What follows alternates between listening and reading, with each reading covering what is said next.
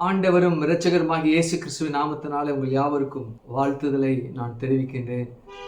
இந்த நாளிலும் தேவன் நம்மோடு இடைப்பட்டார். ஆமே. நாம ஆராதனையில் நாம் அழகானவர்கள். ஆமே. அல்லேலூயா.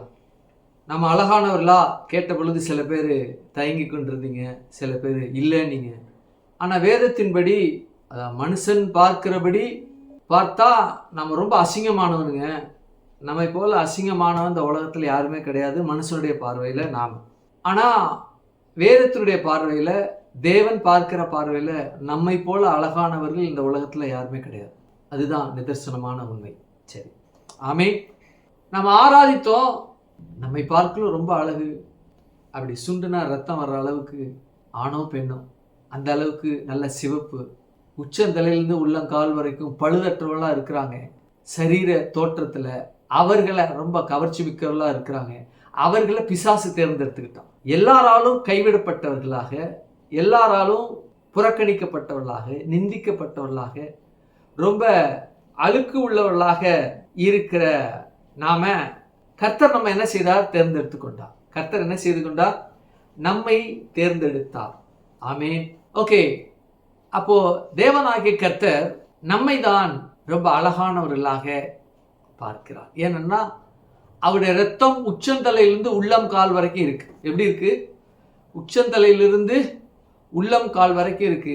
ஆகவே உலகத்துல இருக்கிறவங்க அந்த ரொம்ப அழகா இருக்கிறவன, ரொம்ப சுண்டனா ரத்த அளவுக்கு இருக்கக்கூடிய அவ்வளவு முக கவர்ச்சி, தோற்றம், கம்பீரமான பார்வை, மிடுக்கான நடை, வசீகரிக்கும் குரல், கனிவான புன்னகை, இதெல்லாம் வச்சு என்ன செய்யறான்? பிசாசு அவனுக்காக அவனுடைய கருவியாக மற்றவர்களை விளத்தல அதை பண்றான். நாம அப்படிப்பட்ட நிலையில் இல்லை. எல்லாராலும் புறக்கணிக்கப்பட்டிருக்கிறோம், எல்லாராலும் என்ன செய்யப்பட்டிருக்கிறோம்? தள்ளப்பட்டிருக்கிறோம். ஆனா நம்ம மேலதான் என்ன இருக்கு? ரத்தம் இருக்கிறது. நம்ம மேல்தான் என்ன இருக்கிறது? என்ன இருக்கு? தேவனுடைய அந்த அழகான, யாரும் பெற முடியாத மகிமை நமக்குள்ள தேவன் வைத்திருக்கிறார். ஆமே. அது ரொம்ப அற்புதமான ஒரு அதிசயமான ஒரு செயல். அப்போ தேவனாகிய கர்த்தர் இதை நமக்குள்ள வைத்திருக்கிறபடினால நீங்க பார்த்தீங்க அப்படின்னா, உலகத்துல இருக்கிறவங்களாம் தேவன் எப்படி பார்க்கிறார், வேதம் எப்படி பார்க்கணும்? வெள்ளை அடிக்கப்பட்ட கல்லறை அப்படின்னு இருக்கு. ரொம்ப சோடனையா இருக்கும், பளபளன்னு இருக்கும், பளிங்கு கல்லுல இருக்கும். ஆனா உள்ள நோண்டி பார்த்தா எப்படி இருக்கும்? எப்படி இருக்கும்? அதே பளபளன்னு பளிங்கு போலையா? செத்தவன் 10 வருஷத்துக்கு இல்லைன்னா 6 மாசத்துக்கு முன்னாடி செத்தவன் நோண்டி பார்த்தா அப்படியா இருப்பான்? பயங்கர நாத்தம். ஆண்டவராக இயேசு கிறிஸ்து அதை பத்தி பேசியிருக்கிறார். நாம் தான் அழகானவர்கள். ஆமே. இயேசுடைய இரத்தத்தினால கழுவப்பட்டவர்கள். கல்வாரி சிலுவையில நம்மை உயிரோடு மீட்ட நம்முடைய தேவன் எவ்வளவு அழகானவரோ அதை போல அழகானவர்கள் நாம். கரங்களை தள்ளல சொல்லுங்க. ஆமே. ஆமே.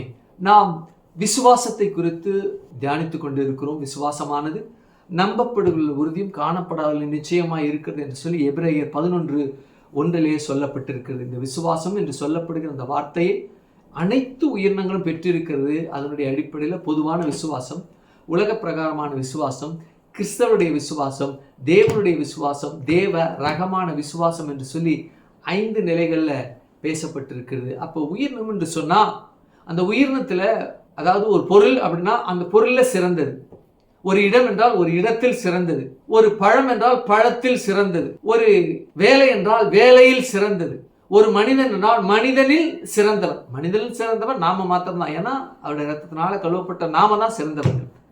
ஆகினால ஒரு தகவலை சொல்லிட்டேன். அப்ப இது எவ்வளவு உண்மையோ அதுபோல உயிரினம் என்று வரும்பொழுது மனிதன் தான் எல்லாவற்றிலும் மேலானவர்கள். அப்போ அந்த மேலானவர்கள் என்று சொல்லப்படும் பொழுது அவர்களுக்குள்ள இந்த விசுவாசம் இருக்கிறது. எப்படிப்பட்ட விசுவாசம்? தேவனை நம்புகிற நம்பிக்கையின் அடிப்படையில் கொண்டிருக்கிற விசுவாசம். அப்போ தேவனை நம்புகிற, தேவனை கொண்டிருக்கிற அந்த விசுவாசம் எல்லா மனுஷருக்குள்ளேயும் இருக்கு. அப்போ அதை ஒவ்வொன்றா என்ன செய்ய முடியும்? நாம பிரிக்க முடியும், ஒவ்வொன்றா நம்ம செக்ரிகேட் பண்ண முடியும். எப்படி என்றால், காட்டில் குகைகள் வாழ்கிற ஜனங்கள் எப்படி இருக்காங்க அப்படின்னா, இயேசுவை தெரியாது, பேர்னு தெரியாது, இயேசுவும் தெரியாது, அவர் யாருன்னு தெரியாது, கடவுளான்னு கூட தெரியாது. ஆகையினால இயற்கை தெய்வமா வணங்குறாங்க. அடுத்தது இருதயம் குருடா இருக்கு. அந்த இருதயம் அந்த இருதயம் குருடா இருக்கிறபடினால தங்களுக்கென்று தெய்வங்களை உண்டாக்கி வழிபடுகிற ஜனங்கள். அடுத்தது கிறிஸ்தவம் என்று சொல்லி மேரிய, இயேசுவ, பிதாவை, பரிசுத்த ஆவியானவரை படங்களாக சிலைகளாக வைத்து என்ன செய்யறாங்க? வழிபடுகிற ஜனங்கள் அவங்க ஆர்சி ஜனங்கள். அடுத்தது பிதாக்குமான் பரிசுத்தாவை நன்கு அறிவாங்க. ஆனா இயேசுடைய கழுவுதலையும் பரிசுத்த ஆவியானோட வழிநடத்தலையும் பிதாவாகிய தேவனுடைய அன்பையும் அவர்கள் அறியாது இருக்கிறபடினால பாவத்தின் மனிதன் எப்படி வாழ்றானோ அது போல அவர்களும் வாழ்ந்து கொண்டுதான் இருக்கிறாங்க. என்ன செய்யறாங்க? வாழ்ந்து கொண்டுதான் இருக்கிறாங்க. அப்போ பாவமான நிலையில, பாவத்தின் நிலையில அவங்க வாழ்ந்து கொண்டு இருக்கிறபடினால ஆண்டவர் ஆகிய கர்த்தர் அந்த பாவத்தில் இருந்த மனிதனும் மீட்க வந்தார். அவர்களும் ஒரு நம்பிக்கை அவங்களுக்குள்ள வச்சிருக்கிறார் இல்லையா? நாங்களும் கிறிஸ்தவர்கள் தான், நாங்களும் பரலோகத்துக்கு போவோம் என்கிற நம்பிக்கை. ஆனா நாங்க கிறிஸ்தவர் தான், பரலோகத்தில் போற நம்பிக்கை இருக்கு. ஆனா அந்த நம்பிக்கைக்கு பாத்திரமானாக தன்னை கிறிஸ்துவுக்குள் கழுவுதலுக்குள்ளோ பரிசுத்த ஆவியான வழிநடத்திற்குள்ளோ பிதாவுடைய அன்பை ருசிக்குள்ள அந்த காரியத்துக்கு தன்னை உட்படுத்தினாதான் உண்டு. ஆனா அவங்க போவாங்களான்னா தெரியாது. என்னது? தெரியாது. அவங்களுடைய விசுவாசம் தான் அவங்கள பரலோகத்துக்கு அழைத்து செல்லும். ஆனா ரத்தம் சிந்தி மீட்பை கொடுத்த ஆண்டவராக இயேசு கிறிஸ்துவை ஏற்றுக்கொண்டேதான் ஆக வேண்டும், யாராக இருந்தாலும். அடுத்தது யூதர்கள். அடுத்தது ஆண்டவராக இயேசுடைய ரத்தத்தினால கழுவப்பட்ட நம்முடைய சபையில, உலகமெங்கும் இருக்கக்கூடிய ஆவிக்குரிய சபையில இருக்கிற நாம் எல்லோரும் என்ன செய்யப்பட்டிருக்கிறோம்? உன்னதமான, உயரமான, மேலான, ஒப்பற்ற, அது மாத்திரமல்ல யாருக்கும் ஒப்பிட முடியாத நிலையில தேவன் நம்மை வைத்திருக்கிறார் அழகானவர்களாய். கரங்களை தலையில வச்சிருக்கேன். ஆமே ஆமே. அப்படிப்பட்ட நிலையில தான் என்ன செய்து கொண்டு இருக்கிறோம்? நாம இந்த பூமியில வாழ்ந்து கொண்டு இருக்கிறோம். ஆமே, அல்லேலூயா. அப்போ நாம் யூதருடைய விசுவாசத்தை குறித்து நாம் தியானித்துக் கொண்டு இருக்கிறோம். அவங்களுக்குள்ள ஒரு விசுவாசம் இருக்கு. என்னென்றா, மேசியா வருவார் என்று சொல்லி தீர்க்கதரிசிகள் மூலமாக, ஆகமங்கள் மூலமாக பேசப்பட்டிருக்கிறது. அந்த ஆகமத்துல, தீர்க்க தரிசனத்துல பேசப்பட்ட இயேசு வந்துட்டார். 2025 ஆண்டுகளுக்கு முன்ன வந்துட்டார். அவங்க மத்தியில் தான் உலாவினார், அவங்களுக்குள்ளதான் கிரியை செய்தார். ஆனா அவர்கள் ஏற்றுக்கொள்ளல, நம்பல. ஆனா ஆண்டவராக இயேசு கிறிஸ்து இந்த பூமிக்கு 2025 ஆண்டுகளுக்கு முன்னாடி வந்த பொழுது இருந்த மனிதர்கள் என்றால், மனிதர்கள் என்று சொல்றேன், அந்த மனிதர்கள் யார் என்றால் யூதர்கள், பரிசேயர், சதுசேயர், வேதபாரர்கள், ஆசாரில் ஒரு சில விரல் விட்டு எண்ணக்கூடிய ஒரு சில பேர் இயேசுவை ஏற்றுக்கொண்டாங்க. அப்ப அதுல ஒருத்தன் யார் என்றால் நிக்கதேமு. அந்த நிக்கதேமு ஆண்டவராக இயேசு கிறிஸ்து வந்த பொழுது, அவர் வாழ்ந்த பொழுது அவனும் வாழ்ந்தான். இரவு நேரத்துல இயேசுவை காண வரும் பொழுது, ஏன் அவன் இரவு நேரத்துல வரணும் அப்படின்னா, அவன் பரிசேயர்கள், சதுசேயர்கள், வேதபாரர்கள், இவங்கெல்லாம் ஆசாரியர்கள், இவர்கள்லாம் இயேசுவுக்கு எதிரானவர்கள். இயேசுவுக்கு எப்படிப்பட்டவங்க? எதிரானவர்கள். என்ன பரிசேயன் இயேசுவோடு இவன் இருக்கிறானே அப்படின்னு பார்த்தா அந்த பரிசேயனை கொன்றுவாங்க. ஏன்னா தேவனுக்கு வைராக்கியம் பாராட்டுவதாக எண்ணி வந்த தேவனையே என்ன செய்யறாங்க? அவமதிக்கிற ஜனங்களாக இருந்தாங்க. விசுவாசத்தினுடைய இன்னொரு பரிமாணத்தில் போகும் பொழுது, அதாவது யூதர்களுடைய இன்னொரு பரிமாணத்துக்குள்ள போகும்போது நான் அதை உங்களுக்கு விளக்குறேன். அப்போ ஆண்டவராக இயேசு கிறிஸ்து இந்த பூமியில இருந்த பொழுது இவர்தான் என்று ஏற்றுக்கொண்டவள் சில பேர் தான். அதில் நிக்கதேமு அவனை பார்த்து சொன்னார், நீ மறுபடியும் பிறக்கணும்டா அப்படின்ற. நீ மறுபடியும் பிறக்கணும்னு. அப்போ மறுபடியும் பிறக்க வேண்டும் என்றால் அவன் கேட்கிறான், நான் எப்படி என் மறுபடியும் பிறக்கணுங்கிறத லிட்டரலாவே எடுத்துக்கிட்டான். அவன் சொல்றாரு, நீ ஜலத்தினாலும் ஆவியினாலும் பிறவாவிட்டால் நீ என்ன செய்ய முடியாது? தேவனுடைய ராஜ்யத்துக்குள்ள பிரவேசிக்க முடியாது என்ற காரியத்தை சொல்றாரு. இப்ப சொல்லும் பொழுது சொல்றாரு, மோசேயுடைய ஆகமத்தை நீ வாசிக்கவில்லையா? வனாந்தரத்துல வெண்கல சர்ப்பத்தை உயர்த்தின பொழுது இஸ்ரவேல் ஜனத்துக்குள்ள விஷ பாம்பினால் கடிபட்ட அநேக ஜனங்கள் என்ன செய்தாங்கன்னா, விஷ முறிவுக்காக நோக்கி பார்த்தாங்க. விஷ முறிவுக்காக நோக்கி பார்த்த அவர்கள் என்ன செய்தாங்க? வெண்கல சர்ப்பத்தை நோக்கி பார்த்து பிழைத்து கொண்டாங்க. நீயும் என்ன செய்யணும்? என்ன நோக்கி பார்க்கணும். எப்படி நோக்கி பார்க்கணும் அப்படின்னா, ஆண்டவராகிய கர்த்தர், நீர் இந்த பூலோகத்துக்கு வந்தீர், உலகத்தில் எல்லா பாவங்களுக்காக மரித்தீர், என்னுடைய பாவங்களுக்காக மரித்தீர், உம்முடைய இரத்தத்தினால கழுவும். நான் கடைபிடித்து வந்த சட்ட திட்டங்கள், நியமனங்கள், கோட்பாடுகள், 10 கட்டளைகள், பிரமாணங்கள் எதுவும் என்னை மீட்க முடியல. நான் செய்து பார்த்தேன், தோல்வி அடைஞ்சிட்டேன், நான் தோத்து போயிட்டேன், தோத்து போன நிலையில வந்திருக்கேன். உங்க ரத்தம் தான் எனக்கு கடைசி ஒரு ஆதாரம் என்று, தீர்வு என்று நான் வந்திருக்கிறேன், என்னை கழுவுங்க அப்படின்னு சொல்லி நீ வந்து நில்லு அப்படின்றார். அப்படிப்பட்ட நிலையில அந்த விசுவாசத்தோடு வந்து நில்லு அப்படிங்கிறார். அப்பதான் அருமையான வார்த்தையை பேசினார். தேவன் தம்முடைய ஒரே பேரான குமாரனை விசுவாசிக்கிறவனும் அவன் கெட்டு போகாமல் நித்திய ஜீவனை அடையும்படிக்கு இயேசுவை தந்தருளி இவ்வளவாய் உலகத்தில் அன்பு கூர்ந்தார். அன்பு கூர்ந்தார் என்ற வார்த்தையை நாம் பார்த்து கொண்டு இருக்கோம். எப்ப அன்பு கூர்ந்தார்? உலக தோற்றத்துக்கு முன்பாக அன்பு கூர்ந்தார். ஆகையினால்தான் ஆதாம் ஏவாளுக்கு கை கொடுத்தார். ஆதாம் ஏவாளுக்கு தேவனாய் கர்த்தர் கை கொடுத்தார். அவங்க குடும்பத்துல கை கொடுத்தார், சந்ததியில கை கொடுத்தார். முதல் அழிவுல கூட தேவனாகிய கர்த்தர் இந்த உலகத்துல எல்லா ஜனங்களும் அழிக்க எண்ணின பொழுது நோவாவை பார்த்து அவன் மேல மனது உருகி அவனும் அழிய வேண்டியவன் தான். வேதத்துல சொல்லப்பட்டிருக்கு, நோவா அந்த நாட்கள்ல இருக்கிறவர்களுக்குள் நீதிமான். அப்படின்னா ஒரு ஜெயில் இருக்கு, ஜெயில எல்லா கைதிகள் இருக்கிறாங்க. கைதி யாரு? தப்பு செஞ்சுட்டு தண்டனையை பெற்று, கோர்ட் மூலமா தண்டனை பெற்று உள்ள இருக்கிறவர்கள். அவங்க நீதிமான்களா? கிடையாது. அந்த அநீதிமான்களுக்குள்ள ஏதோ ஒரு நல்லவன் இருக்கிறான்ல, எப்படி சுட்டி காட்டுகிறோமோ, ஒரு 500 ஒரு 1000 2000 பேர் இருக்கிறாங்க. இந்த 2000 பேர்த்துக்குள்ள இவன் நல்லவங்க. அப்படின்னா நல்லவனா எந்த பாவமும் செய்யாதவனா இல்ல, குற்றவாளி, தண்டனை அடைந்து உள்ள கைதியா இருக்கிறான். ஆனா இவர்களுக்குள்ள இவன் நல்லவன் அப்படிங்கிற மாதிரிதான் நோவாவை தேவன் ஐடென்டிஃபை பண்ணாரு. ஏன்னா உனக்கு ஸ்திரீக்கு உன்னுத்துக்கும் அவளுக்கும் பகை உண்டாங்க. இந்த வார்த்தை பொய் பேசாதவர் அவர், புரட்டாதவர் அவர், தன்னுடைய வார்த்தையை மீறாதவர் அவர். பார்க்க போறோம் ஐ எம் த டைம் அப்படிங்கிறதுல அந்த வார்த்தை மீறாதவர். I am not over come what I told என்கிற அந்த வார்த்தை, அதை என்ன செய்ய போறோம்? நாம் பார்க்க போறோம். நான் பேசியவைகளில் நான் மீறாதவர் என்பதற்காக ஐ எம் த டைம் என்ற வார்த்தை அதுக்குள்ள பயணிக்கிறது என்பதெல்லாம் பார்க்க போறோம். ரொம்ப ஆழமா அற்புதமான வார்த்தை அது. நம்ம என்ன செய்ய போறோம்? பார்க்க போறோம். சரி, அப்போ மீறுவதில்லை, எல்லா மனுஷையும் அழிச்சிட்டா ஆதாம் ஏவாளுக்கு பேசுன இந்த வார்த்தை யாருக்கு தெரியும்? இல்லையா? யாருக்கு தெரியும்? உதாரணத்துக்கு இப்போ காமராஜர் இருக்கிறார் அப்படின்னா, ஒரு 3 வருஷத்துக்கு முன்பாக பிறந்த குழந்தை இன்றைக்கு ஒரு 3 வயசு இருக்கும் அப்படின்னு வச்சுக்கோமே. காமராஜர் எனக்கு தெரியுமா அப்படின்னா, எனக்கு என்ன தெரியும் அப்படின்னு தெரியாது. ஏன் தெரியாது? கேள்விப்படலை, சொல்லலை. சமகாலத்தில் அந்த காமராஜர் பயணிக்கல. 3 வருஷம் தான் ஆச்சு, பிறந்து 3 வயசு தான் அது. அந்த குழந்தைக்கு தெரியுமா?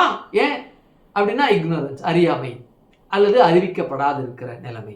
எவனுக்குமே தெரியல இந்த சிறு பிள்ளை விஷயத்துல, இந்த பிள்ளைக்கும் தெரியல அப்படின்னா காமராஜ் என்ன பேசினார், என்ன செய்தார் என்பது தெரியாதது எவ்வளவு உண்மையோ அதுபோல ஆதாமுக்கும் ஏவாளுக்கும் தேவன் என்ன பேசினார் என்பது யாருக்குமே தெரியாது. ஆனா அவருக்கு தெரியுமே நான் பேசினது என்னன்னு. ஆகையினாலதான் மறுபடியும் இன்னொரு மனுஷனை புதுசா படைச்சோம் அப்படின்னா அந்த வார்த்தை பொய்த்து போகும். பிசாசு நீர் பொய்யின் தேவன், நீர் பொய் சொல்லிட்டீர் என்று சொல்லி தேவனை குற்றப்படுத்துவதற்காக என்ன செய்ய முடியும்? பிசாசானவனுக்கு இடம் உண்டாகும். ஆகவே அவனுக்கு கூட இடம் கிடைக்காம அவன் வித்து உள்ள ஆளை நோவாவை 8 பேரை என்ன செய்தாங்க? தேவநாயகத்தை பேழையில பாதுகாத்தாங்க. பரிபூர்ண அன்பு அவங்களுக்குள்ள பயணித்தது. சேம் காம் யாப்பேத்து இவங்க 3 பேருக்குள்ள எப்படி பரிபூர்ண அன்பு பயணித்தது என்பதை பார்த்தோம். சேமுடைய வம்சத்துல தான் ஆபிரகாம் வந்தான். அவனுடைய குடும்பத்தில் எப்படி பயணித்தது, ஈசாக்குடைய குடும்பத்தில் எப்படி பயணித்தது, யாக்கோபுடைய குடும்பத்தில் எப்படி பயணித்தது. இப்போ யாக்கோபுடைய சந்ததி எங்க இருக்கிறாங்க அப்படின்னா எகிப்து தேசத்தில் அடிமையா இருக்கிறாங்க. அப்ப அடிமையா இருக்கிற அவர்கள் மேசியா பிறக்கணும், உனக்கு ஸ்ரீக்கும் உன்னுத்துக்கும் அவளுத்துக்கும் பகை உண்டாக்குவேன் என்ற வார்த்தையானது ஒரு மனிதனாக பிறக்கப்பட வேண்டும் அல்லது இரட்சகராக பிறக்கப்பட வேண்டும். பாவத்தை அழிப்பதற்காக, பாவத்தை நீக்குவதற்காக வார்த்தை மாமிசமாகணும். அப்படின்னா அந்த ஜனங்கள் அடிமைத்தனத்துக்குள்ள இருந்தாங்கன்னா அது நிறைவேறாது. ஆகவே காலம் அவர்கள் அதிலிருந்து விடுபட வேண்டும். அவர்களுக்கென்று ஒரு தேசம் உண்டாக வேண்டும். அந்த தேசத்துல தீர்க்கதரிசிகள்லாம் உரைக்கப்பட்டபடி அவர் எங்க பிறக்கணும்னு உரைக்கப்பட்டபடி அங்கதான் பிறக்கணும். அப்ப அவங்களுக்கென்று ஒரு தேசம் வேண்டும். ஆகையினால அவங்களை மீட்பதற்காக அங்க என்ன செய்யப்படுங்க? ஆலோசனைகள் நிமித்தமாக அடிக்கப்படுறாங்க. இப்போ மீட்கணும், யார மீட்கணும் அப்படின்னா இஸ்ரேல் ஜனங்களை மீட்கணும். மீட்பர் யாரு அப்படின்னா மீட்பர் யாரு? மோசே. டே வாடா நீ அப்படிங்கிற. ஐயோ என்னால் முடியாது, நான் வரமாட்டேன். டே நீ வா, ஆலோட்டி நிமித்தமா அடிபடுறாங்க, உன்னுடைய மூதாதையர் ஆபிரகாம், ஈசாக்கு, யாக்கோபுடைய உன்னுடைய தகப்பன் மூதாதையருடைய தேவன் நான், வா அப்படின்னு கூட்டா என்னாலாம் வர முடியாது, எனக்கு வாயை பேச முடியாது. உனக்கு வாய் பேசமுன்னா என்னடா, உன் சகோதரன் இருக்கான் அவனை கூட்டிக்கடா, ஆரோன் இருக்கான் அவனை வச்சு கூட்டிக்கடா, அவன் உன் வாயை அவன் இருப்பான்டா, வாடா போகலாம் அப்படிங்கிற. போயிட்டு அங்கே தேவனுக்கும் அவனுக்கும் முச்செடியில் என்கவுண்டர் நடக்குது. நீ இதை செய், அதை பண்ணு, கோலை போடு, மறுபடியும் அது பாம்பாகும், பாம்பான வாழைப்பிடி, பாதரட்சை கலட்டி போடு. இதுக்கெல்லாம் அமைச்சம் உள்ள ஆழம் தியானிச்சோம் இல்லையா, உள்ள ஆழமாக தியானிச்சோம். இப்போ போகிறதுக்கு ரெடி ஆகிடுச்சு. சரி வந்து தொலைகிறேன், என்ன செய்யறது? ஒரு வேண்டாம் இருப்பா என்ன செய்யறான், மோசே கேட்குறான். சரி நான் போகிறேன், நான் போனால் நீங்கள் தான் என்னை அனுப்புனீங்கன்னு அவனுங்க நம்பணும். அப்படிங்கிறதுனால உங்கள் பேர் என்ன சொல்லுங்க, நான் போய் சொல்லணும். இவனுக்கே தெரியல தன்னை அழைத்த தேவன் யார் என்று சொல்லி. தன்னை அழைத்த தேவனுடைய நாமம் இவருக்கு தெரியாதனால, என் நாமம் என்னன்னு கேட்குறியா, என் நாமம் இருக்கிறவராக இருக்கிறேன், ஐ ஆம் தட் ஐ ஆம் அப்படிங்கிற. இந்த ஐ ஆம் தட் ஐ ஆம் என்று சொல்லப்படுகிற வார்த்தையானது ஹைலி ப்ரொஃபவுண்ட் வேர்டு. அதுக்குள்ள எனக்கு தெரிந்த வரைக்கும் ஒரு 60 ஐ ஆம் தட் ஐ ஆம் என்ற வார்த்தைக்குள்ள இருக்கக்கூடிய 60 வகையான ஒரு டைமென்ஷனை எடுத்து வச்சிருக்கு. 60 டைமென்ஷன் எடுத்து வச்சிருக்கு. இது எவ்வளவுதானா அப்படின்னா, என் அறிவுக்கு ஏற்ற அளவுக்குள்ள 60 டைமென்ஷனுக்குள்ள இருக்கக்கூடிய ஐ ஆம் தட் ஐ ஆம், நான் இருக்கிறவராகவே இருக்கிறேன் என்று சொல்லப்படுகிற வார்த்தைகளுடைய பொருளை எடுத்து வச்சுட்டேன். இப்போ எத்தனாவதுன்னா 4வது ஐ ஆம் தட் ஐ ஆம் அதுக்குள்ளதான் இருக்கிறோம். போன வாரத்தினுடைய தொடர்ச்சி இந்த வாரம் பார்த்துட்டு இன்றைக்கு இன்னொரு ஐ ஆம் தட் ஐ ஆம்குள்ள என்ன இருக்குங்கிறத பார்க்க போறோம். சரி, அப்போ ஐ ஆம் தட் ஐ ஆம் அப்படின்னோடனே, டேய் ஆபிரகாம், ஈசாக்கு, நான் இந்த பேர்ல நான் வெளிப்படவே இல்லை, நான் முதல்ல வெளிப்படுறேன் அப்படின்னு சொல்லிட்டு வெளிப்படுத்தினார். அது அவனுக்கு மாத்திரமல்ல, இஸ்ரவேல் ஜனத்துக்கு மாத்திர படிக்கிற எனக்கு முதல்ல அவர் வெளிப்பட்டார். நான் இருக்கிறவராகவே இருக்கிறேன், இருக்கிறேன் என்கிறவர் உன்னை எங்களிடத்தில் அனுப்பினார் என்று சொல்லி போய் சொல்லு என்று சொன்ன அந்த வார்த்தைக்குள்ள எனக்கு அவர் வெளிப்படுகிறார். அந்த வார்த்தையின் மூலமாக இந்த சபையில உட்கார்ந்து கொண்டிருக்க அனைத்து தேவ பிள்ளைகளுக்கும் இருக்கிறவராக இருக்கிறேன் என்ற வார்த்தையின் மூலமாக வெளிப்படுகிறார். ஒரு தேவன் இருக்கிறார் அப்படின்னா அவர் தன்னை வெளிப்படுத்த வேண்டும் இல்லையா? நான் ரொம்ப அன்பானவருங்க, ரொம்ப கரிசனை உள்ளவங்க அப்படின்னா அந்த கரிசனையும் அன்பையும் வெளிக்காட்டணும் இல்லையா? நான் கரிசனையும் அன்பையும் நான் வெளிக்காட்டல அப்படின்னா, நீ கரிசனையா இருந்து என்ன, அன்பா இருந்து என்ன, அத்தனையும் வேஸ்ட், அத்தனையும் மாயை அப்படின்னு சொல்லிக்கலாம். என்னது மாயை? ஏன் அன்பா இருக்கிறேன் அப்படின்னு சொல்லிட்டு அன்பே காட்டாம கடைசியில் இழுத்துக்கிட்டு இருக்கு அப்படின்னா, உன் மேல ரொம்ப அன்பா இருக்கிறேன் அப்படின்னு சொல்லிட்டு அப்ப கூட அன்பா காட்டாம அப்படியே தலையில தடை கொடுத்த அன்பா, முதல்ல கையடி தலையில, உன் கை சரீரத்தில் ஒரு முடியில கூட படக்கூடாது, முதல்ல கையெடு, நான் செத்தாலும் செத்து போற, உன் கை என் மேல படக்கூடாதுன்னு தான் சாகும். அப்போ தேவனாகி கர்த்தர் நான் இருக்கிறவராகவே இருக்கிறேன் என்று சொல்லி அவருடைய அனைத்து விஷயத்தையும் தேவனாகிய கர்த்தர் என்ன செய்கிறார் என்றால், அவர் தன்னை இதன் மூலமாக வெளிப்படுத்துகிறார். வெளிப்படுத்துகிற தேவன் வெளிப்படுத்துகிறார். அவருக்குள் அவ்வளவு வெளிப்பாடு இருக்கிறபடினாலதாங்க வெளிப்படுத்துகிறார். ஆகையினால்தான் வெளிப்படுத்துகிறார். அப்போ கடந்த வாரத்துல எதை குறித்து பார்த்தோம் அப்படின்னா, ஐ ஆம் தட் ஐ ஆம் என்று சொல்லப்படுகிற அந்த வார்த்தையில I am the very source of all existence என்று சொல்லி பார்த்தோம். அதாவது இந்த உலகத்தில் இருக்கக்கூடிய காண்கின்ற எக்ஸிஸ்டன்ஸ், இருக்கக்கூடிய அனைத்து வஸ்துக்களுக்கும் அவர்தான் ஆதாரம் என்று சொல்லி பார்த்தோம். என்ன ஆதாரம் அப்படின்னா, இந்த உலகத்தை படைச்சது அவர்தான். எதுல இருந்து படைச்சாரு? ஏற்கனவே இருக்கிறதுல இருந்து படைச்சா அது படைப்பல்ல, அது செய்தல் என்று அர்த்தம். படைத்தல் என்று சொல்லப்படும் பொழுது இல்லாத ஒரு விஷயத்திலிருந்து படைக்கிறது தான் படைத்தல், இல்லாத ஒரு விஷயத்திலிருந்து செய்வது தான் படைத்தல். அதனாலதான் ஆண்டவர் அவர் இல்லாதவைகளிலிருந்து அழைக்கிற தேவன் என்று சொல்லப்பட்டிருக்கு. அவர் இந்த பூமியில இருக்கிற அனைத்து வஸ்துக்களும் பொருட்களும் ஒரு காலத்தில் இந்த பூமியில இல்லாமல் இருந்தது. அதிலிருந்து என் பிள்ளைகளுக்கு என்னெல்லாம் இந்த பூலோகத்துல அவங்க சுகமா இருப்பதற்கு அவங்க செய்யப்பட வேண்டுமோ எல்லாவற்றையும் அவர்கள் செய்து பலனை அனுபவிப்பதற்காக இல்லாத ஒரு காரியத்திலிருந்து உள்ள காரியமே இல்லை, இல்லாத ஒன்றிலிருந்து அவர் எல்லாவற்றையும் செய்துட்டாருங்க. அப்போ இதெல்லாம் செய்யணும் இல்லை, ஆகையினால இவனுக்கு மூளையை கொடுத்துட்டார். என்ன செய்துட்டாரு? மூளையை கொடுத்துட்டாரு. ஆதி மனிதனா டார்வின் அந்த மாதிரி இல்லை. டார்வின் தியரம் இருக்கு இல்லையா, மனிதன் குரங்குல இருந்து வந்தாங்கிறது, அதுல அப்படிப்பட்ட நிலையில ஆதி மனிதன் இல்லை.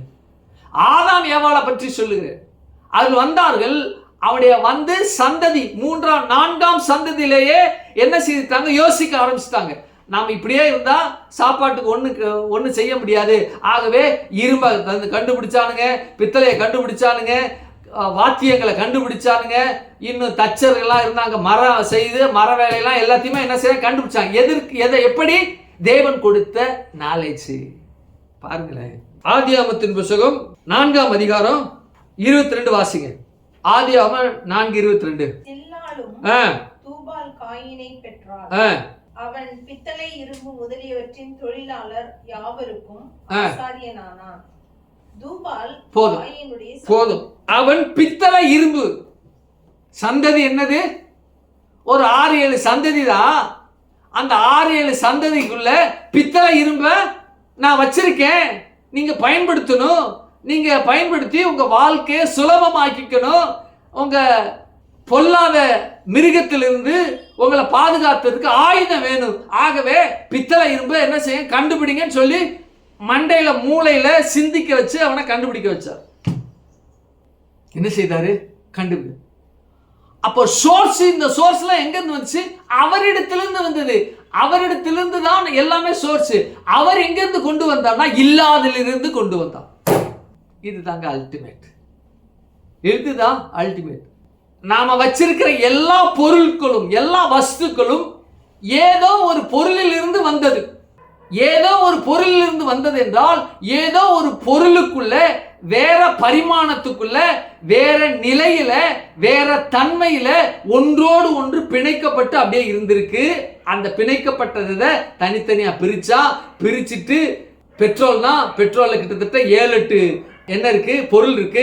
எல்லாவற்றையும் தனித்தனியா பிரிச்சான். கடைசியில தாறு வரைக்கும் இருக்கக்கூடிய எல்லாத்தையும் பிரிச்சுட்டான். ஆனா ப்ராடக்ட் என்னது?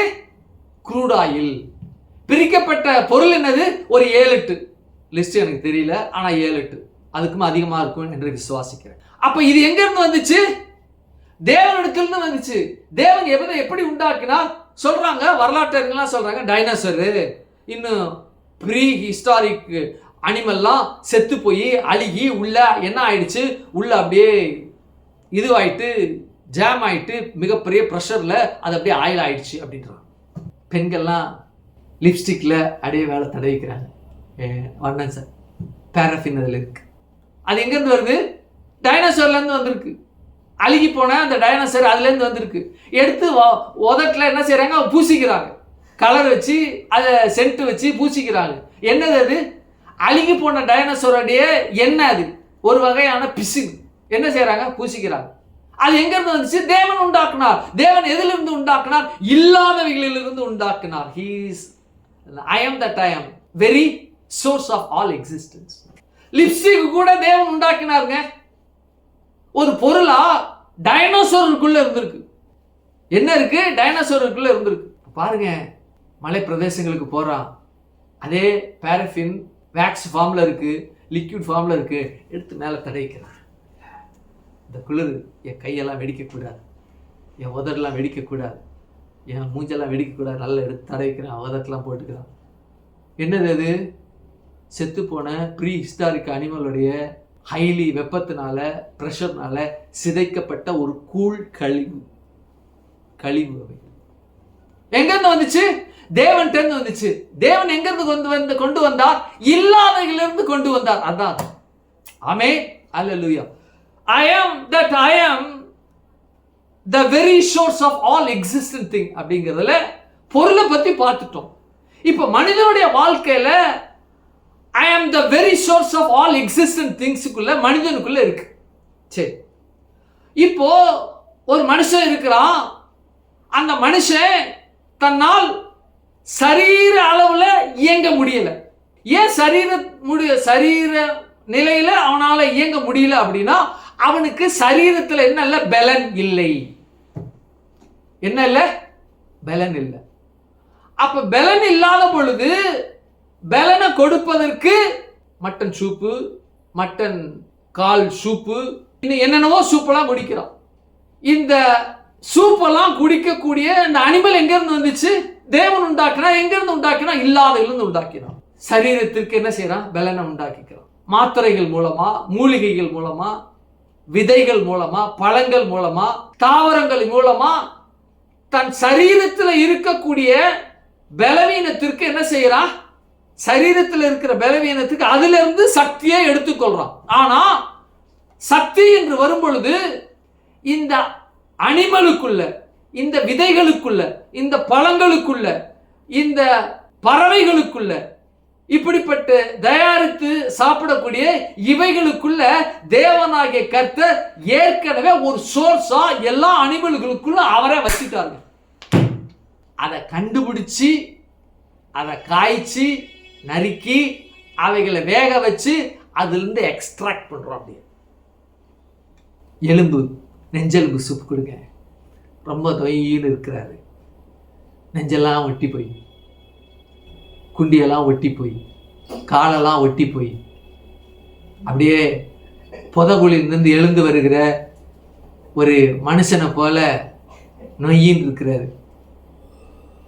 புல்லு தடுக்க கூட வேணாம், புல்லு காலில் பட்டாலே பறந்து போய் விழுவாரு. அந்த மாதிரி வர்ற எலும்பு கூட நடந்து வந்த மாதிரி இருக்கார். நெஞ்செலும்பு சூப்பை வச்சு கொடுங்க சிஸ்டர். சரீரத்தில் பலன் இல்லை இருக்கிறார். என்ன இருக்கு? சோர்ஸ் எங்க? நெஞ்செலும்புக்குள்ள. அந்த நெஞ்செலும்புக்குள்ள சக்தியை வச்சது யாரு? தேவன் வச்சார். இவர்கள்லாம் இப்படி இருப்பாங்க.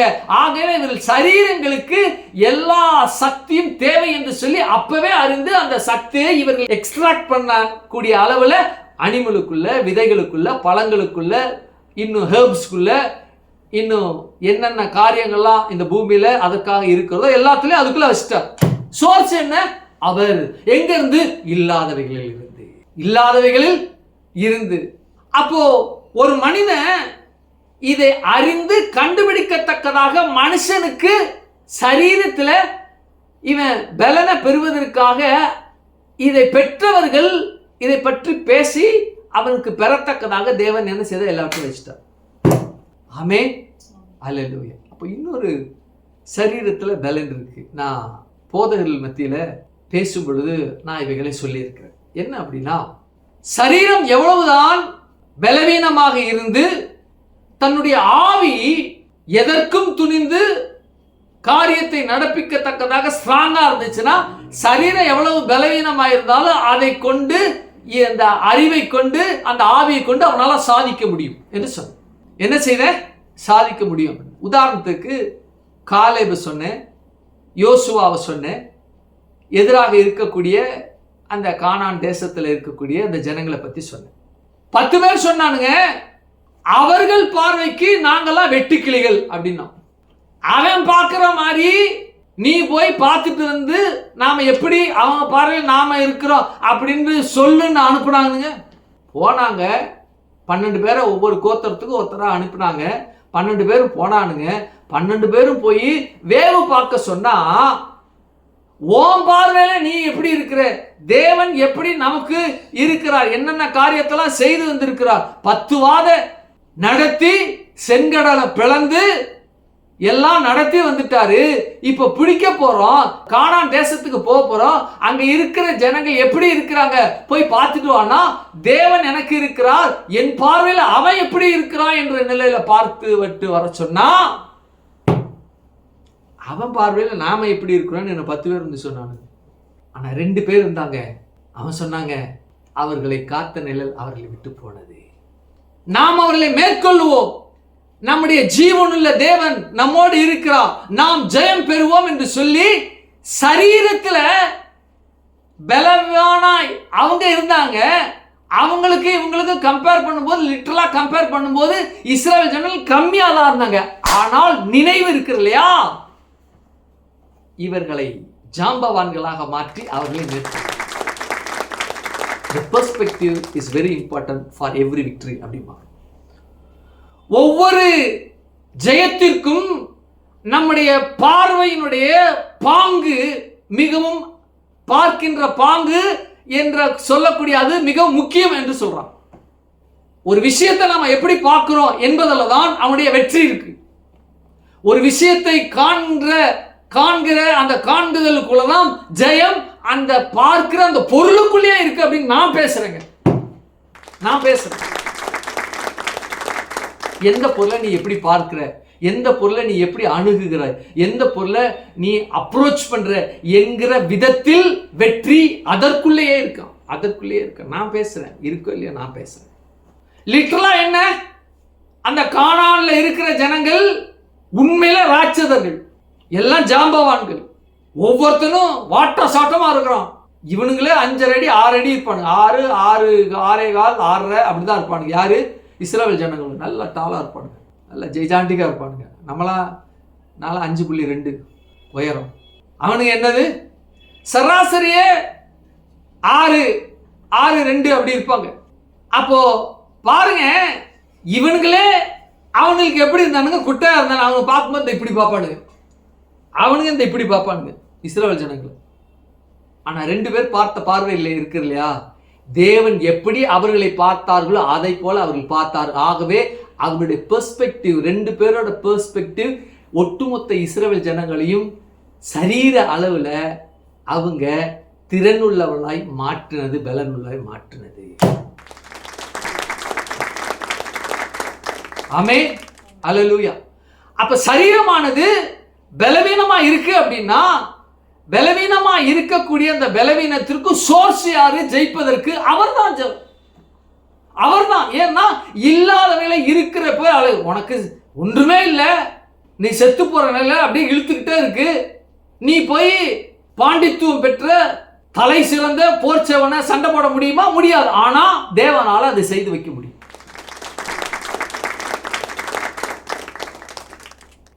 தேவனால செய்து வைக்க முடியும். அதாவது 18ஆம் நூற்றாண்டில் நான் கேள்விப்பட்டேன், 18ஆம் நூற்றாண்டில் மிகப்பெரிய ஜாம்பவான், 19ஆம் நூற்றாண்டு துவக்கத்தில் மிகப்பெரிய ஜாம்பவான், அவனை யாருமே வீழ்த்த முடியாது. அவன் ஒரு சவால் விட்டான். என்னது சவால் விட்டான்?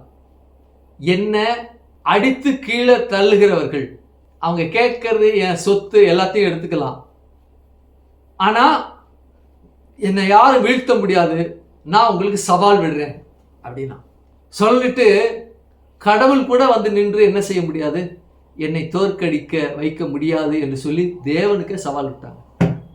உலகத்தில் உள்ள மனிதன் என்ன கடவுளால் வந்து கூட நம்ம பண்ண முடியாது அப்படின்ட்டு. ஒன்றும் இல்லை, அவன் சவால் விட்டான். யார் வேணாலும் கடவுள் ரூபத்தில் கூட மன்னிக்கும், மனிதன் ரூபத்தில் கூட கடவுள் வரட்டும், என் முன்பாக வந்து நிற்கட்டும், போரிடட்டும், போரிடா 2 பேரும் போரிடலாம், யார் வின் பண்றா என்று பார்ப்போம் அப்படின்னு சொல்லிட்டு அப்படின்னா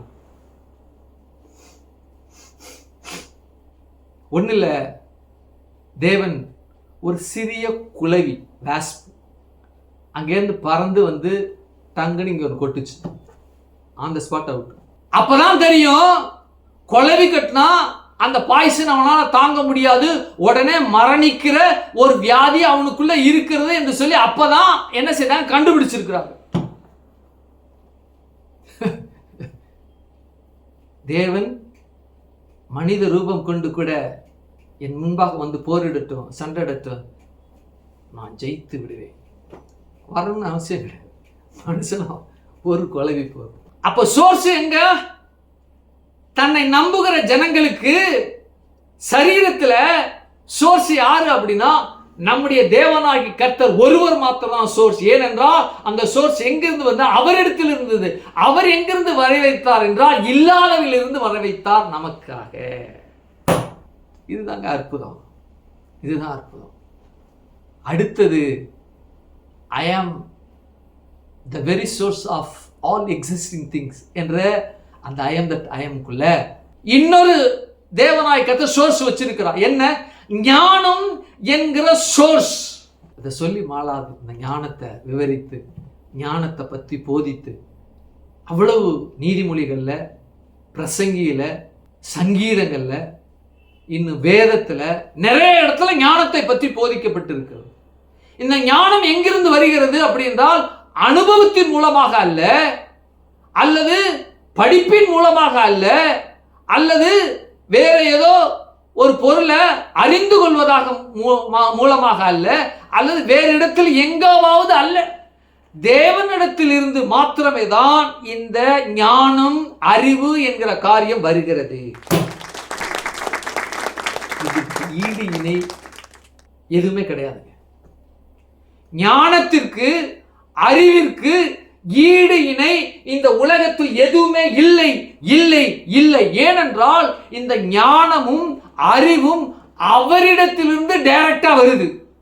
இது படைக்கப்பட்ட ஒரு காரியம் அல்ல.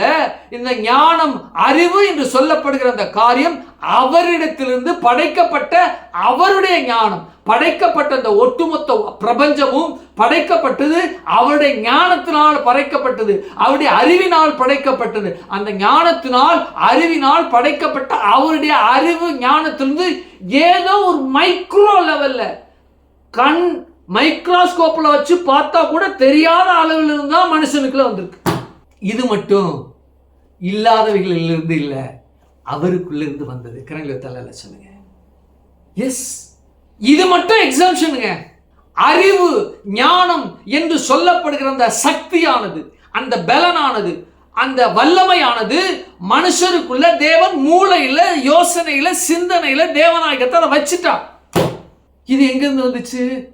இது எங்கிருந்தும் வராமல் தேவனிடத்திலிருந்து மாத்திரம்தான் வந்தது.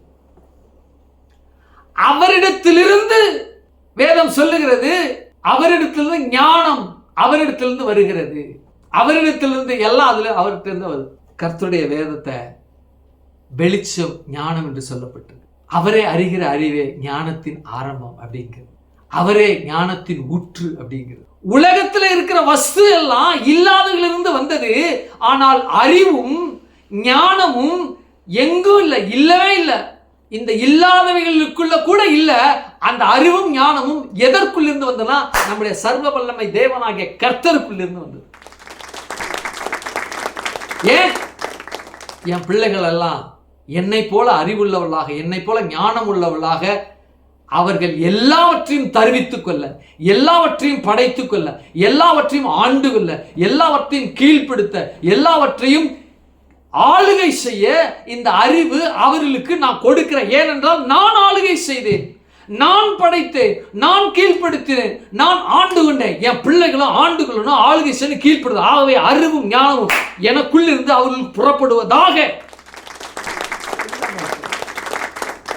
இதுதான் இருக்கக்கூடிய அனைத்து ஐ அம் தட் ஐ அம் இருக்கக்கூடிய அனைத்து டைமென்ஷனுக்குள்ள 60 என்று சொன்னேன். 60க்குள்ள இது மாத்திரம் ஒரு எக்ஸம்ஷன். இது மாத்திரம் எக்ஸம்ஷனுங்க. அறிவு இல்லாதவர்களிருந்து இருக்கிறதுக்குள்ள வந்ததா? இல்ல, பொருள்கள் வந்தது. மனுஷனுக்குள்ள இருக்கக்கூடிய ஆற்றல் அங்கிருந்து தான் வந்தது. இல்லாதவர்கள் இருக்கிறது அந்த நிலையிலிருந்து தான் வந்தது. ஆனா ஞானமும் அறிவும் மாத்திரம் இல்லாதவர்களிலிருந்து இருக்கிற அந்த இடத்திலிருந்து வரவே இல்லை, இல்லை, இல்லை. மாறாக தேவனிடத்திலிருந்து நேரா வந்தது, டைரக்டா வந்தது. இதுதான் அல்டிமேட். சொல்ல முடியுமா? ஞானம், இந்த விலங்கை சாப்பிட்டதுனால எனக்கு ஞானம் வந்துருச்சு அப்படியா? கிடையாது. இந்த தண்டு நான் சாப்பிட்டேன், ஆகையினால இந்த பழத்தை நான் சாப்பிட்டேன், ஆகையினால அறிவு வந்துச்சு அப்படியா? இல்ல. சொல்ல போனா பழத்தை சாப்பிட்டதுனால அறிவு மங்கி போச்சு. பழத்தை சாப்பிட்டதுனால தேவன் கொடுத்த ஞானம் அனந்த ஞானம், அனந்த புத்தி, அனந்த அந்த யுக்தி, அறிவு, அனந்த அந்த அறிவு எல்லாம் மங்கி போச்சு, எல்லாம் வீணாய் போயிடுச்சு. ஒரு பழத்தை தின்னதுனால எல்லாம் போச்சு. என்றாலும் அவருடைய அன்பு நம்ம இந்த பூமியில தனியாக விட்டுறக்கூடாது. மிருகங்களை போல என் ரூபத்தில், என் சாயலில் படைக்கப்பட்ட இந்த ஜனங்கள் மிருகங்கள் அப்படியே அப்படியே திரியுது. மிருகத்துக்கு ஏதாவது வீடு கட்டியிருக்கா?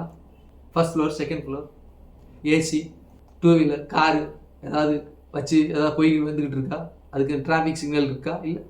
பொந்துக்குள்ளே, குகைகளில், மரங்களுக்குள்ளே மழை பெஞ்சா சிங்கம் கூட அப்படியே நடுங்கிக்கிட்டு அப்படியே தலை கவுந்துக்கிட்டு, இடி இடிச்சா பயப்படுது, ஓடி ஒளிஞ்சுக்குது, அப்படியே நடுங்குது. ஐயோ இவ்வளோ மழை பெய்யுது, நம்ம ஒரு கொடையை உண்டாக்குவோம், அல்லது ஏதாவது ஒரு இலைகள்லாம் வச்சு ஒரு கூரை மாதிரி செஞ்சுக்கோ, ஏதாவது பண்ணுதா? கிடையாது. என் பிள்ளைகள்லாம் இந்த அனிமலை போல இருக்கக்கூடாது. என் சாயலில் படைக்கப்பட்ட என்னை அறியாத ஜனங்களும் அவர்கள் ஞானம், அறிவு என்கிற என்னிடத்திலிருந்து புறப்பட்ட அந்த வல்லமை, அந்த சக்தி அவர்களுக்குள் இருந்து எல்லாவற்றையும் தாங்களே அறிந்து கொண்டு அந்த ஞானம், அறிவுக்குள்ள அவங்க வாழ்க்கை பயணிக்க வேண்டும் என்று சொல்லி எவ்வளவு வாழ்க்கை. எல்லா பொருளுக்கும் ஆதாரம் நம்முடைய தேவனாகிய இயேசு கிறிஸ்து. எல்லா பொருளும் அவரிடத்திலிருந்து வந்தது. அவர் எங்கிருந்து அவை தருவித்தார்? இல்லாதவிலிருந்து அதை கொண்டு வந்தார், நமக்கு கொடுத்தார். அவர்தான் சோர்ஸ். ஆனா ஞானம், அறிவு என்று சொல்லக்கூடிய இந்த இரண்டு மட்டும் தேவனிடத்திலிருந்து அவர் கொடுத்தார், அவரிடத்திலிருந்து வந்தது. அதுதான் அல்டிமேட். ஈவன் பூனைக்கு கூட, சிங்கத்துக்கு கூட அந்த ஞானம், அறிவு, அது வாழ்ந்து தன்னுடைய வாழ்க்கையை நடத்தத்தக்க, அது வாழ்ந்து தன்னுடைய பசியை ஆற்றிக்கொள்ள, அது வாழ்ந்து தன்னை பாதுகாத்து கொள்ளக்கூடிய அளவிற்கு அதற்கும் தேவன் தான் அறிவை கொடுத்திருக்கிறார். அதற்கும் தேவன் தான் அறிவை கொடுத்திருக்கிறார் இல்லையா? உயரமான ஒரு மலையில உச்சியில் நிக்குது, இப்படி நிக்குது, உச்சியில் நின்று பார்க்குது, ஆகா இன்னும் ஒரு ஸ்டெப்பு வச்சோம்னா விழுந்துருவோம் அப்படின்னு சொல்லிட்டு பின்வாங்கி திரும்பி வந்துருதா? உயரமான மரத்துல ஏறுது, நல்லா ஏறுற அளவுக்கு ஏறுது, உச்சியில ஏதோ ஒரு பெரிய ஒரு கழுகோ ஏதோ ஒன்று உட்காந்துருக்கு, அதை பிடிப்பதற்கா மெல்ல மெல்ல ஏறுது. கொஞ்சம் கொஞ்சம் ஏறும் பொழுது அது எடைக்கு மேலே தாங்க முடியாத அளவுக்கு ஒரு குச்சியோ ஒரு கிளையோ இருக்குமானா அதில் காலை வைக்காது. அடுத்த கால் வச்சா மேலேருந்து பொத்துன்னு விழுந்து நம்ம இறந்துருவோம். இருக்கு, சில அறிவெல்லாம் இருக்கு. தன்னை பாதுகாத்து கொள்ள, தனக்கு பசியை ஆற்றிக்கொள்ள, தன் வாழ்க்கையை நடத்துவதற்கான, தன்னுடைய இனத்தை பாதுகாப்பதற்கான, தாக்குவதற்கான சில ஞானத்தை, அறிவு, அதுவும் தேவன் தான் கொடுத்தார். அந்த மட்டும் ஒரு காரியம். ஆனால் மனிதனுக்கு அப்படி இல்லை. தனக்குள்ள அளவில முடியாத அந்த அனந்த ஞானம், அனந்த அந்த அறிவு, அதெல்லாம் நமக்கு கொடுத்தார். சாப்பிடு, பாதுகாப்பா இரு, உன் வாழ்க்கையை நடத்துவதற்கு தேவையானதை பார்த்துக்கோ, ஆபத்தான காரியத்தை மாத்திரம் செய்யக்கூடாத அளவுக்கு மனுஷன் விலங்குகளை போல மாத்திரம் தேவன் கொடுத்திருந்தா நாமளும் விலங்கு போல தான் இருப்போம். இன்றைக்கு வீடெல்லாம் இருந்திருக்கு, கூட்டம் கூட்டமா குகையில இருந்திருப்போம், கூட்டம் கூட்டமா குழி பறிச்சு அந்த குழிக்குள்ள இருந்திருப்போம். நிறைய நோய் வாய்ப்பட்டு, நோய்னா என்னன்னு தெரியாது, நோய் வந்துச்சா எல்லாம் லொக்கு லொக்குன்னு இரும்பி எத்தனையோ பேர் என்ன செய்யணும், செத்துருப்போம். இன்றைக்கு எல்லாவற்றையும் மேற்கொள்ளத்தக்கதாக தேவனாகிய கர்த்தர் மனுஷனுக்கு தன்னை பாதுகாத்துக் கொள்ள, தன்னுடைய வாழ்க்கை வெற்றியோடு நடப்பதற்கு, தன்னுடைய வாழ்க்கையை சுமூகமாக, சுவையாக, எளிமையாக தன்னுடைய வாழ்க்கையை அமைத்துக் கொள்வதற்கு, தான் பிரயாணத்தை எளிதாக்கிக் கொள்வதற்கு என்ன செய்தாரு? ஞானத்தை கொடுத்தார். அந்த காலத்திலலாம் லெட்டர் எடுத்துட்டு போனோம் அப்படின்னா, மதுரையிலேருந்து திருச்சிக்கு அல்லது மதுரையிலேருந்து சென்னைக்கு வரணும் அப்படின்னா ஒற்றர்கள் ஓடி வருவாங்க. என்ன செய்வாங்க? ஒற்றர்கள் ஓடி வருவாங்க. 1 மாதம் ஆகலாம் அல்லது 2 மாதம் ஆகலாம் சென்னை வந்து ரீச் ஆகும். அதற்கப்புறம் குதிரையில் வருவாங்க. அது ஒரு 10 நாள் ஆகலாம். ஏன்னா குதிரைக்கு சாப்பாடு கொடுக்கணும், தானும் சாப்பிட்டுக்கணும், அவனும் சாப்பிடணும், குதிரையை குளிப்பாட்ட வைக்கணும். காலையிலேருந்து சாயந்தரம் வரைக்கும் 3 நாள் 4 நாள் குதிரையை ஓட்டிகிட்டு வந்தால் ஒரு ஒரு பெரிய பள்ளம் மாதிரி இருக்குது தாண்டோன்னு சொல்லி அதுவும் விழுந்து தான் மேலே இருக்கிறவனி சேர்த்து விழுத்து உடனே செத்து போயிடும். அதுக்கப்புறம் என்ன செய்தாங்க? புறாவை விட்டாங்க. அதுக்கப்புறம் என்ன செய்தாங்க? இயந்திரம் கண்டுபிடிச்சாங்க, சைக்கிளில் வந்தாங்க. ஒன்றா வந்து இன்றைக்கு இமெயிலு, செல்ஃபோனு, எஸ்எம்எஸ்ஸு, வாட்ஸ்அப்புன்னு வந்துருச்சு. என் பிள்ளைங்க எதுலேயும் கஷ்டப்படக்கூடாது. என் பிள்ளைங்க நினைக்கின்ற இடத்திற்கு அவர்களுடைய எண்ணம் போவது போல அவர்களுடைய கிரியையும் அதற்குள் நடப்பிக்க வேண்டும் சொல்லி அந்த அனந்த ஞானத்தை, அனந்த புத்தியை தேவனாய் கர்த்தர் தன்னிடத்திலிருந்து இந்த ஜனங்களுக்கு நமக்கு கொடுத்தால் அதை நாம் என்ன செய்து பெற்றிருக்கிறோம். இதுல பாகுபாடே கிடையாது. இதுல என்ன செய்யறது? பாகுபாடு. ஆனால் இதுல வெற்றி யாருக்கு பட வேண்டும் என்றால், தேவனால் இயேசுவின் இரத்தத்தினால் ரட்சிக்கப்பட்டவர்கள் மாத்திரமே இதில் பயணிக்க, இதில் வெற்றி கொள்ள, இதில் வெற்றி பெற்று அவருடைய பிள்ளை நான், தேவன் எனக்கு இது கொடுத்தார், இப்படிப்பட்ட ஞானத்தை எனக்கு கொடுத்திருக்கு, ஆகவே நான் மாத்திரமே இந்த பூமியில வெற்றி உள்ளவனாக ஜெயமுள்ளவனாக இருப்பேன். என்னுடைய ஞானத்தை, என்னுடைய புத்தியை, என்னுடைய அறிவை இந்த உலகத்து ஜனங்கள்லாம் பார்ப்பாங்க, அவங்க புகழ்வாங்க, அவங்க போற்றுவாங்க. அப்ப இதெல்லாம் என்னதில்லை, எனக்கு இருக்கு, ஆமா உண்மைதான், ஆனா ஒரிஜினலா எனக்கு இருக்கான்னா அது இல்ல. எதெல்லாம் எங்க இருந்து வந்ததுன்னா எல்லாம் என் தேவனிடத்திலிருந்து வந்தது. தேவனிடத்திலிருந்து நான் பெற்றேன். இந்த புகழ்ச்சி, இந்த எல்லா காரியமும் அவரிடத்துல தான் போகுது. ஆகவே அவருக்கே மகிமை முடிஞ்சிருச்சு. இங்கதான் நான் இருக்கிறேன். ஞானம் இல்லையா, அறிவு இல்லையா, நான் இருக்கிறேன். எந்த பறவைனாலும், எந்த விலங்குனாலையும், எந்த வல்லமையினாலும், எந்த சாத்தானாலும், எந்த மனுஷனாலையும், எந்த வஸ்துவானாலையும் இந்த அறிவு, புத்தி, ஞானம் அவைகளை கொடுக்க முடியாது. நான் இருக்கிறேன், ஆகவே நான் அதை உனக்கு கொடுப்பேன், அல்லது கொடுக்கிறேன், அல்லது கொடுத்தேன் என்கிற நிலையில தான் தேவநாயகத்தை பேசுகிறார்.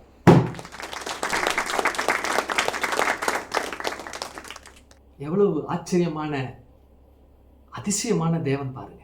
இதுக்குள்ளதான் தேவன் தன்னிகரவற்றவராய், தேவன் தனித்துவம் உள்ளவராய், தேவன் எல்லாவற்றிற்கும் மேலாக அவர் ஒருவர் மாத்திரமே இதை எல்லா ஜனங்களுக்கும் கொடுக்கிறவராய் இருப்பார். இதுல இந்து, முஸ்லீம், கிறிஸ்தவன், யூதன், சீக்கியன், சைனாக்காரன், புத்தர், வைணவம், சைவம், இதை எதையுமே பார்க்கறதில்ல, எல்லா மனுஷனும் கொடுத்தார். இதுல ஸ்பெஷலிஸ்ட் ஆகிறது இயேசுவின் ரத்தத்தினால கழுவப்பட்ட நீங்கள் நான் தான். கரங்கள் தலையில சொல்றேன். ஆமென். இதுல எக்ஸல் ஆகிறது யாருன்னா இயேசுவின் ரத்தத்தினால கழுவப்பட்ட. ஆகவேதான் என்ன நோக்கி கூப்பிடுகிறார், என்ன பாருங்கிறார். எதற்கு? உனக்கு ஞானம் இல்லையா, அறிவு இல்லையா, புத்தி இல்லையா? இந்த புத்தியும் அறிவையும் கொடுப்பதற்கு நான் இருக்கிறவராகவே இருக்கிறேன். பார்த்து கொண்டிருக்கிற வலைதளங்களை, யூடியூப்ல, உலகெங்கும் பார்த்து கொண்டிருக்கிற தேவனுடைய பிள்ளைகள், ஐயோ எனக்கு ஞானம் கம்மியா இருக்கு, ஐயோ நான் இதை எப்படி நான் தீர்வு காண முடியும், இதை எப்படி நான் மேற்கொள்ள முடியும், எப்படி நான் இதை படித்து இதை முடிக்க முடியும், இவ்வளவு கஷ்டமா இருக்கே. தேவன் சொல்றார், நான் இருக்கிறவராகவே இருக்கிறேன் மகனே, நான் இருக்கிறவராகவே இருக்கிறேன் மகளே. ஆகவே உனக்கு தேவையான அறிவு, புத்தி, ஞானம் என்னிடத்திலிருந்து வருது, என்னை நோக்கி பார் என்று சொல்லுங்க. அப்படிப்பட்ட நிலையில தேவனாகிய கர்த்தர், நம்முடைய தேவன் மார்தட்டி சொல்லலாம், என் தேவன் என்னுடைய குறைவு எல்லாம் மகிமையில கிறிஸ்து இயேசுக்குள்ள நிறைவாற்றினார். வாசிங்க பிலிப்பியர் 4:19 வாசிங்க. என் தேவன் தம்முடைய ஐஸ்வரியத்தின்படி, அவருடைய ஐஸ்வரியத்தின்படி உங்கள் குறைவுகளை, என்னுடைய குறைவு என்ன? ஞானம் இல்ல. என்னுடைய குறைவு என்ன?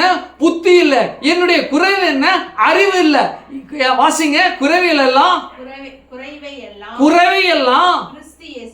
கிறிஸ்து இயேசுவுக்குள் மகிமையிலே எப்பொழுதும் நிறைவாக்கி விட்டார்கள். ஆகவே கிறிஸ்தவர்களாகிய நீங்கள், அவருடைய இரத்தத்தினால கழுவப்பட்ட நீங்கள், கிறிஸ்துவினால மகிமைக்குள்ள தேவனுடைய வல்லமையாய நீங்க பெற்றிருக்கிற நீங்க, எல்லா குறை, எந்த குறையா இருந்தாலும், ஞானம், அறிவு, புத்தி, செல்வம், சுகம் எல்லாவற்றையும் அவருக்குள்ள மகிமையில பூரணமாய், பரிபூர்ணமாய் என்ன செய்தார்? நிறைவாக்கி. ஆகினால நான் இருக்கிறேன் மகனே, மகளே, நான் இருக்கிறேன். ஐ ஆம் தட் ஐ ஆம். நான் இருக்கிறவராகவே இருக்கிறேன். ஐ ஆம் தட் ஐ ஆம். நான் மாத்திரமே இருக்கிறேன். இவைகளெல்லாம் கொடுக்க உலகத்துல எந்த வஸ்துக்களுமோ, எந்த வல்லமைகளோ, எந்த பிசாசுகளோ, எந்த மனிதர்களோ அறிவு, ஞானம், புத்திய உங்களுக்கு கொடுக்க முடியாது, முடியாது, முடியாது. நான் மாத்திரம்தான் உங்களுக்கு கொடுக்க, நான் மாத்திரம்தான் கொடுக்க முடியும். நீ என்னதான் வல்லார செடியை பிடுங்கி சார எடுத்து நல்லா மடக்குன்னு காலை மதிய நைட்டு அது மாத்திரமே சாப்பிடு, புத்தி வராது, ஞானம் வராது. தேவன் கொடுக்காவிட்டால் அந்த புத்தி வராது. சில மாத்திரையை சொல்றாங்க, இந்த மாத்திரையை சாப்பிட்டீங்க அப்படின்னா உங்களுக்கு நல்ல படிப்பு வரும், ஞானம் வரும், இதை சாப்பிடுங்க. வரவே வராது. தேவனிடத்திலிருந்து ஒருவன் பெற்றுக்கொள்ளாவிட்டால் எவனும் பெற்றுக்கொள்ள முடியாது.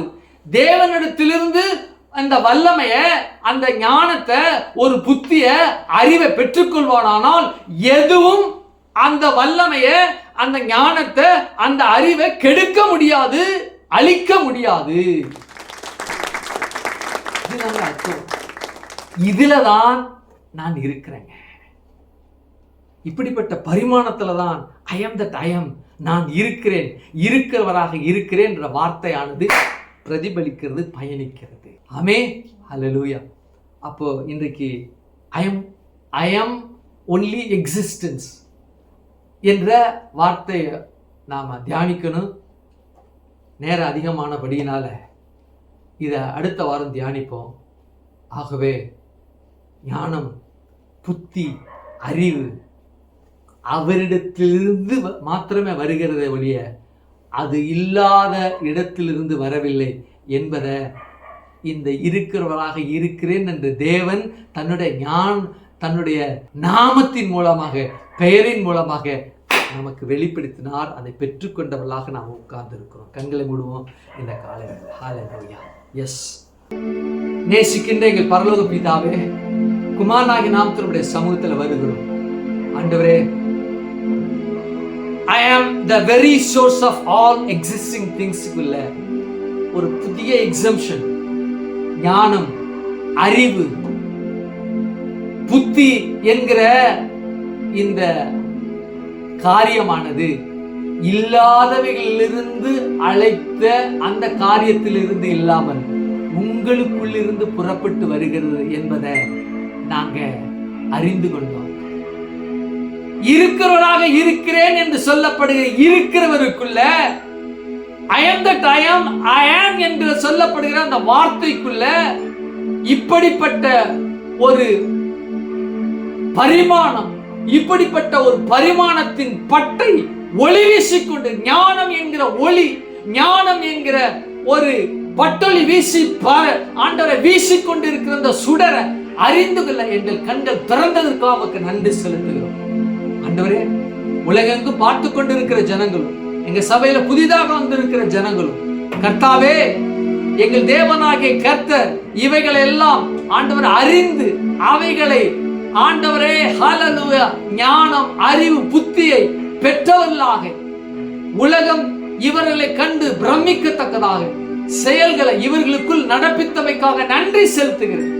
கர்த்தாவே, மருத்துவமனையில ஆண்டவரே வியாதியோடு பலவீனத்தோடு இருக்கக்கூடிய ஜனங்களை ஆண்டவரே ஞானமாய், ஆண்டவரே ஹல்லேலூயா அவர்களுக்குள்ள ஆண்டவரே விசேஷித்த ஆண்டவரே சுகமளிக்கும் வல்லமை கடந்து சென்று அவர்கள் விடுதலை பெற்று, என் தேவன் என்னை விடுதலை ஆக்கினார், என் தேவன் என்னை சுகப்படுத்தினார், அவரை நான் கண்டுகொண்டேன் என்று ஞானம் அடைந்து புத்தி தெளிந்தவர்களாக ஆண்டவரை ரட்சிக்கப்பட்டவர்களாக இந்த குடும்பத்தை பாதுகாத்தமைக்காக நன்றி செலுத்து.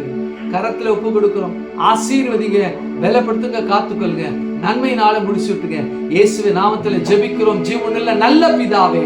ஆமென், ஆமென், ஆமென். ஒரு பாடலை பாடும் பொழுது ஆண்டவருக்கு என்று நம்ம காணிக்கை செலுத்துவோம்.